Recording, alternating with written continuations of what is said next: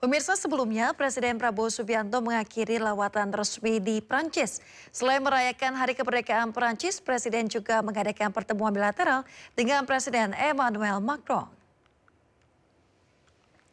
Pemirsa, Presiden Prabowo Subianto dan rombongan lepas landas dari Bandara Orly, Paris menggunakan pesawat Garuda Indonesia 1 Selasa kemarin. Presiden dilepas dubes Prancis dan juga jajaran kehormatan militer.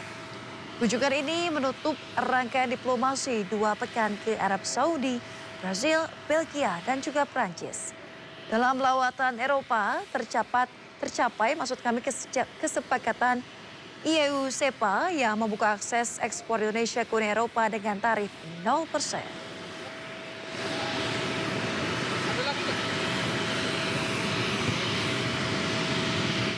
Dalam kunjungannya ke Prancis, pemirsa, Presiden Prabowo Subianto menghadiri jamuan makan malam yang digelar Presiden Prancis Emmanuel Macron.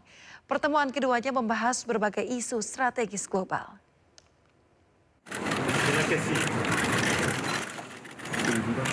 Ucapan terima kasih diberikan Presiden Macron kepada media saat menyambut kedatangan Presiden Prabowo di Istana Elysee.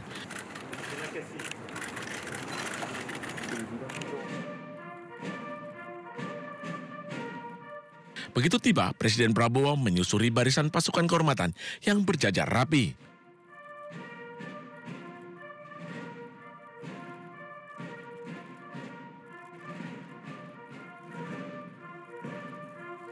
Presiden Macron menyambut langsung Presiden Prabowo dengan penuh kehangatan. Keduanya berpelukan dan berfoto bersama sebelum masuk ke lokasi pertemuan.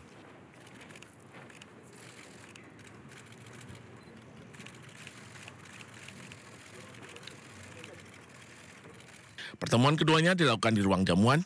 Keduanya berbincang mengenai berbagai isu strategis bagi kedua negara maupun global. Jamuan makan malam sebagai simbol komitmen dan persahabatan kedua bangsa. Pemirsa, Presiden Republik Indonesia Prabowo Subianto mengungkapkan hasil pertemuannya dengan Presiden Prancis Emmanuel Macron. Banyak isu strategis dibahas termasuk kerjasama bilateral Indonesia-Prancis. Bapak ketemu Presiden Macron. Kemarin satu pertemuan makan malam, tapi ya kita bahas banyak masalah kerjasama Indonesia dan Prancis. Prancis juga banyak membantu kita di Eropa. Kita pokoknya sangat produktif, ya. Pak, okay. Pak, two-state solution bahas nggak Pak kemarin? Ya. Dibahas. Prancis mendukung two-state solution.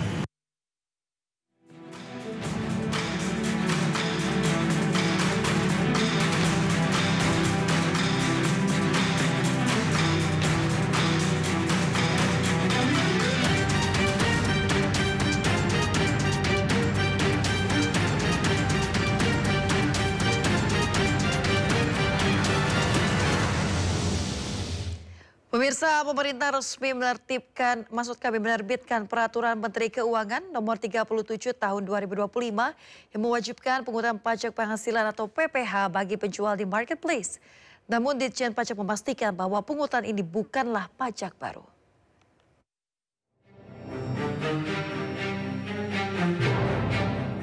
Kementerian Keuangan resmi menerbitkan Peraturan Menteri Keuangan Nomor 37 tentang penunjukan pihak lain sebagai pemungut pajak penghasilan atas transaksi pedagang dalam negeri melalui sistem perdagangan elektronik. Peraturan tersebut mulai berlaku sejak 14 Juli 2025 yang bertujuan menyesuaikan sistem perpajakan dengan perkembangan ekosistem digital yang kian pesat yang mendorong pergeseran perilaku konsumsi masyarakat ke ranah digital. Meski demikian, Ditjen Pajak memastikan pungutan pajak yang diberlakukan bukanlah pajak baru. Ini bukan pajak baru, memang bukan. Jadi ini hanya sistem skema bagaimana memungut menyetor pajak saja. Kalau tadi disampaikan, ya sebenarnya yang online itu pengen bayar, tapi harus ngitung dulu. Kemarin jual berapa, pencatatan segala macam, setengah persennya berapa, harus setor sendiri. Nah, dengan PMK ini kita minta marketplace untuk memungut dan kemudian menyetor. Berapa yang disetor? kita flatkan saja sesuai tarif yang final tadi. Dalam ketentuan baru ini, marketplace ditunjuk sebagai pemungut PPh pasal 22 atas transaksi yang dilakukan merchant dalam negeri. Tarif PPh pasal 22 ditetapkan sebesar 0,5% dengan perlakuan final atau tidak final tergantung pada ketentuan yang dipilih oleh wajib pajak sesuai dengan PP 55 tahun 2022. Namun, pedagang kecil dengan batas omset tertentu dipastikan tidak dikenakan PPh tersebut.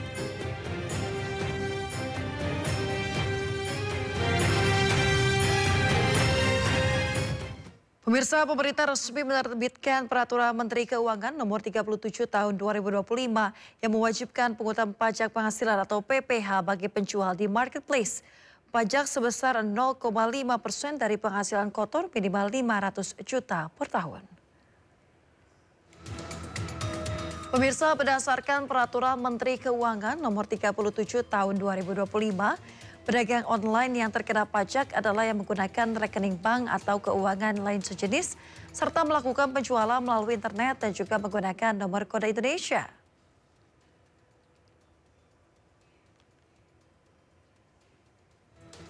Dan untuk menarik pajak dari pedagang, Menteri Keuangan Sri Mulyani menunjuk langsung platform marketplace menarik pajak dari para pedagang online.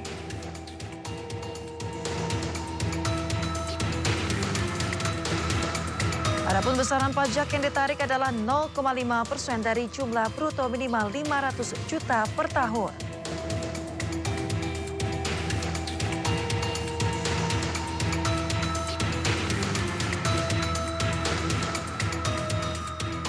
Pemirsa, Presiden Amerika Serikat Donald Trump mengumumkan telah mencapai kesepakatan dagang dengan Indonesia. Trump mengungkapkan kesepakatan tersebut meminta Indonesia untuk tidak mengenakan tarif apapun atas ekspor Amerika, sementara Amerika Serikat akan mengenakan tarif sebesar 19% atas ekspor Indonesia. Presiden Amerika Serikat Donald Trump mengumumkan telah mencapai kesepakatan dagang dengan Indonesia. Trump menyebut kesepakatan tersebut menguntungkan semua pihak dan ditekan langsung bersama Presiden Indonesia Prabowo Subianto.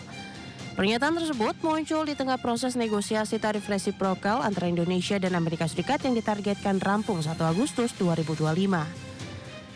Beberapa jam setelah mengumumkan kesepakatan tersebut di Truth Social, Trump mengatakan kepada para wartawan bahwa kesepakatan tersebut meminta Indonesia untuk tidak mengenakan tarif apapun atas ekspor Amerika, sementara Amerika Serikat akan mengenakan tarif sebesar 19% atas ekspor Indonesia.